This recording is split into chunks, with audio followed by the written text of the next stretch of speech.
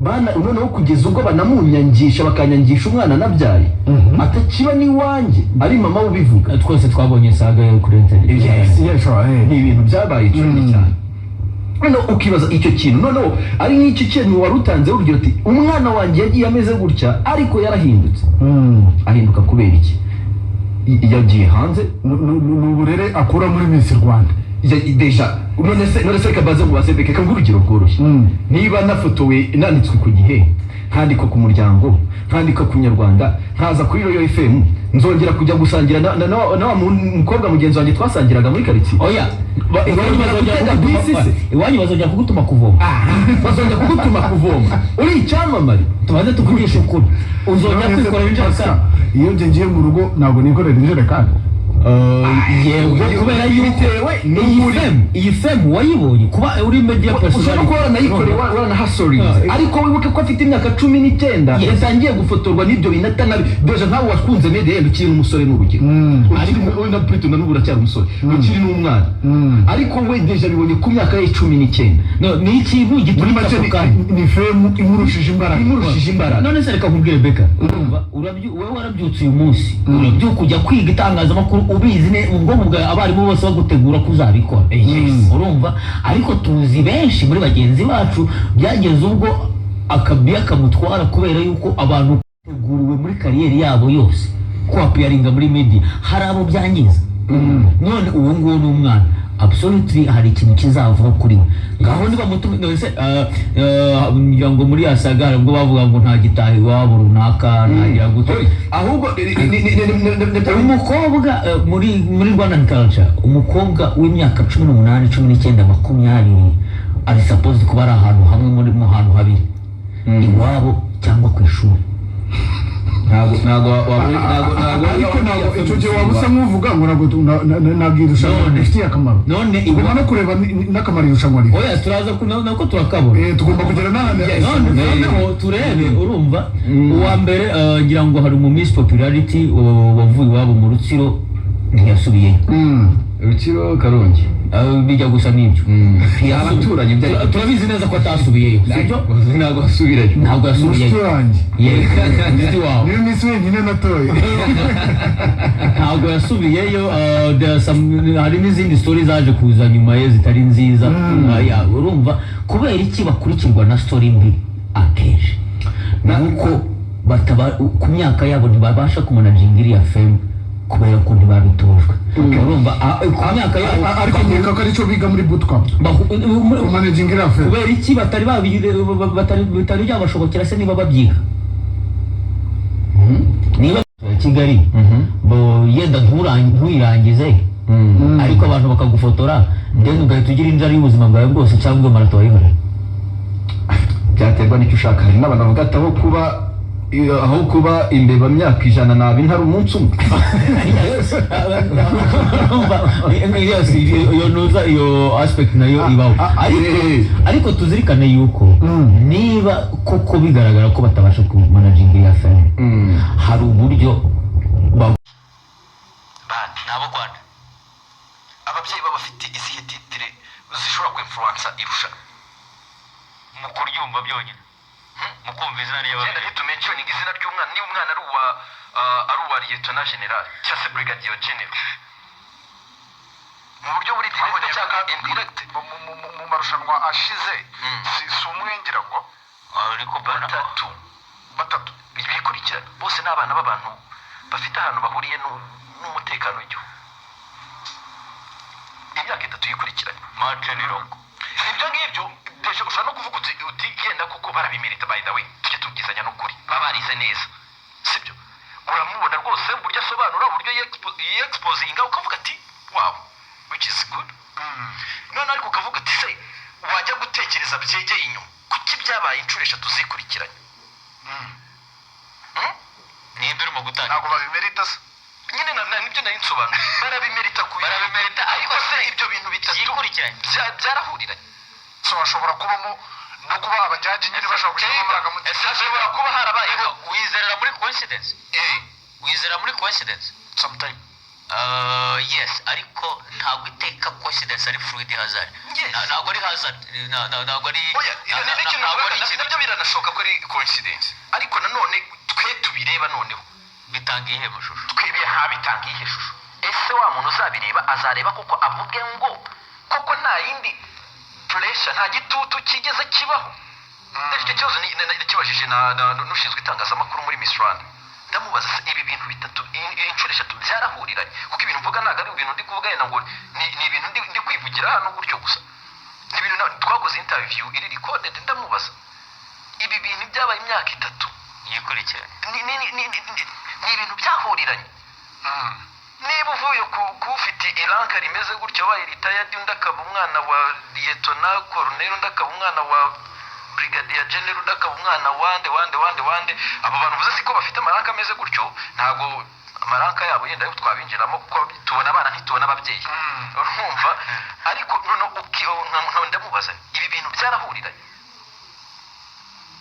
asubiza ngo none aransubiza ngo mbere ko noneho ngo irushanwa ryatwarwaga n'abana b'abasivile bwo ko bitabaye ikibazo ndamubaza nise irushanwa rya Miss Rwanda rigize impact ushobora kuvuga ati umunyarwanda w'inyamaga bararize mu myaka ingahe ibihembo bikomeye bijemo mu myaka ingahe niba umuntu Miss wabaye Miss Rwanda muri 2015 rero ahabwaga imodoka miliyoni 6 ubungu akazahabwa imodoka miliyoni 28 akaba aherekezwa muri urwo rugendo n'amafaranga y'umurenge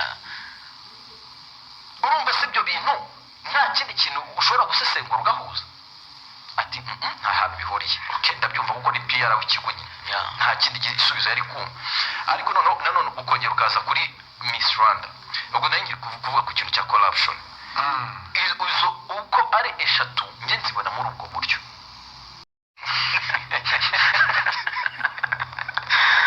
urumva noneho niba mwibuka umuheto kugira ngo ubone ko nicyo kintu cyagize na impact mu bantu atari n'ikintu umuntu ashobora kwitekereza ku giti cye muheto akivugwa biriya bintu biki baravuga ati Miss twamubonye igisigaje ni ukumenya ngo niba mu muryango we harimo umusirikare so urumva byamaze kujya mu mitwe y'abantu bibaye ya coincidence ishobora kuba atari coincidence n'abantu ubwabo bya bindi twagarukaga ukavuga ati irushanwa ni iry'abandi eske ni private cyane iry'abanyarwanda ahantu umuntu yicara akanaliza ati ese ubundi uyu muntu akwiriye ikamba ariko ikibazo ni kimwe kwenkaraginga ndakomeza gusaba abanyarwanda banyura muri Miss Rwanda gusohoka bakavuga ariko hari ikintu cyoroshye beka uri muri investigative reporter biroroshye ubutaha uzoherezamo umukobwa ubizi neza yuko yujuje ibisabwa agende ibisabwa ni ibiki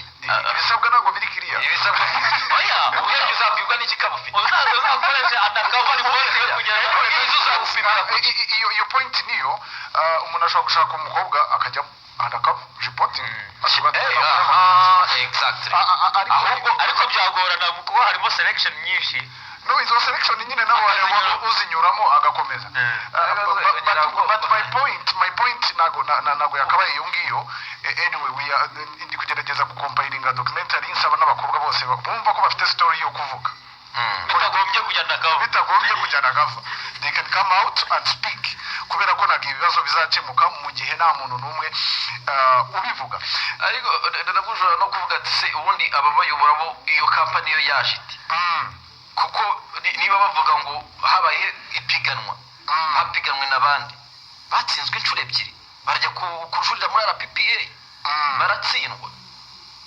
uri kumva icyo kintu nyuma barongera baragaruka nibo bayoboye way forward ndabona Chris yanditse kuri Twitter ati twari tuzi ko dutora kumbe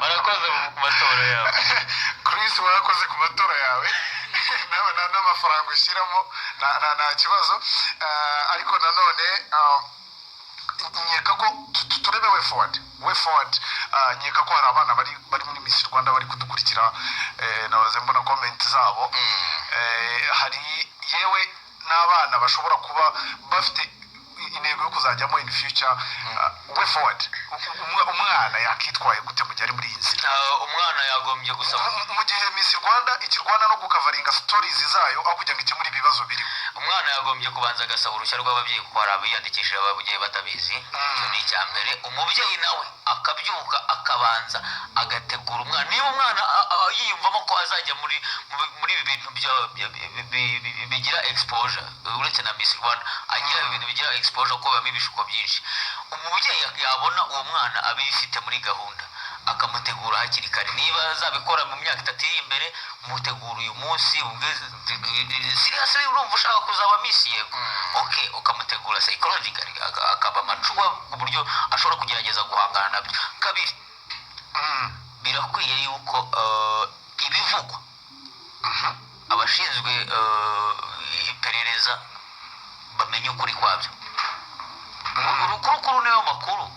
Iyo ibintu byatangiye kuvugwa, birakwiye ko hagira umuntu unaga yijisho akamenya ukuri kwabyo ni ukuhe.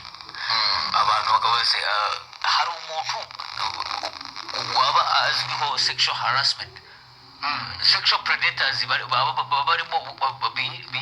bari kandi bakora bafite influence mo. hari media zizwiho ibi bintu, urumva n'abaditers. Reka wa munyamakuru wandika kuri website, iyi website ifite nyirayo, nabanza baza umunyamakuru we kubera iki wahisemo runaka kumubrandinga bene aka kageni mu bakobwa 70.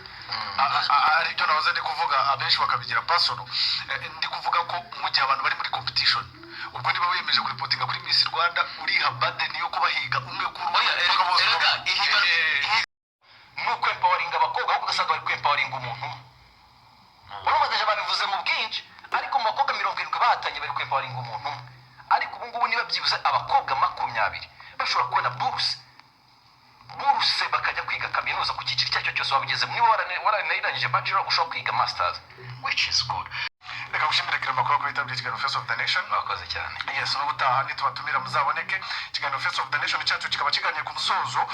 Mbibutse ko twaganiriye kuri Miss Rwanda, kuba twiyuzeho nyuma twaganiriye ku bibazo byinshi bigaragaramo kuri Twitter. Abantu babyise ngo nukumena umuceri, niba rukumena umuceri ni ziramvugo sinzira hano zavuye. Iyo umenye ukuramo injonjori, ugakuramo udaseye, ugakuramo abana bari kuri Twitter hariya bafite umuvuduko uteye ubwoba. Anyway, ndabashimiye abadukurikiye yaba ku mirongo yose yacu kuri www.rfm.rw cyangwa se kuri Face of the Nation, ababikurikiraga online, TuneIn ndetse no ku murongo wa FM. Ndabashimiye mwese, ibitekerezo byanyu ni ingirakamaro. Nizere ko hari icyo wakuyemo hano, ndetse ku bijyanye na Miss Rwanda byo stories je personal ndaguma nkurikirane nsohora izo nshoboye n'ibyo nshoboye as of now. I still encourage, ndasaba abana b'abakobwa banyuze muri bootcamp, banyuze muri Miss Rwanda guhaguruka bakavuga, kuko ikiri kubaho uyu munsi ejo cyaba ku wundi, kandi kuvuga nicyo kintu cyonyine gishobora gutuma iki kintu kirekera aho ngaho. Then ndabasaba mwese kubahana ku mbuga nkoranyambaga. Hari uriya mwana bita Uwirinzi ngira ngo kuri Twitter, ariko naje kumenya ko yitwa Pasi amazina ya nyayo. Twagiranye ikibazo cyo kwinyipasonetinga, mbivugire oneya kugira ngo byumvikane. Icyo kibazo cyarangiye. Namushimiye uburyo yabyitwayemo.